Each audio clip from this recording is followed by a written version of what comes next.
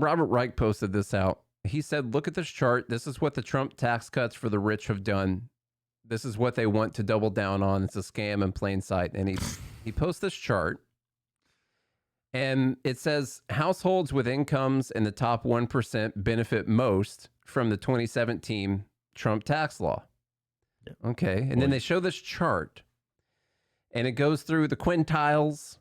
And it gets up there to the top 1%. And what it shows you is how much money you saved by switching to a lower tax amount.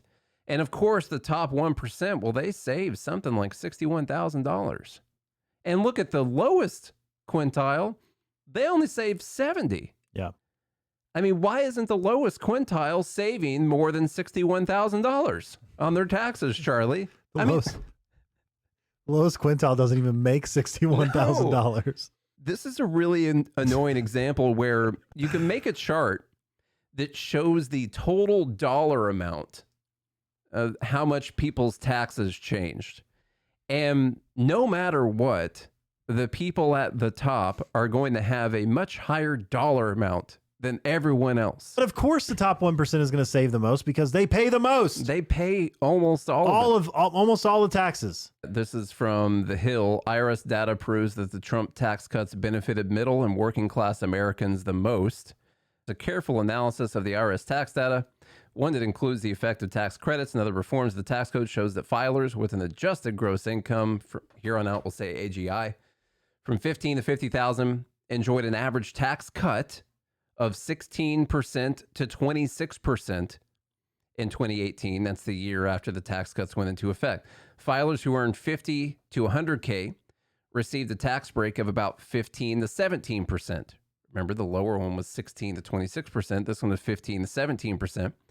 Those earning 100 to 500K in AGI saw their personal income taxes cut by around 11 to 13%.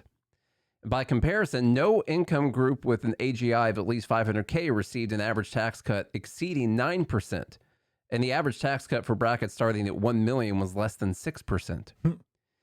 And so for the lower bracket here, 15 to 50K, you saw an average tax cut of 16 to 26%. And for people starting at 1 million and above, their tax cut was less than 6%. But the argument can be made that it's the rich people who benefited the most from the tax cuts because you're using dollars to explain the benefit, while the percentage of income taxes they paid definitely went down more for the lower tax brackets and not the higher tax bracket.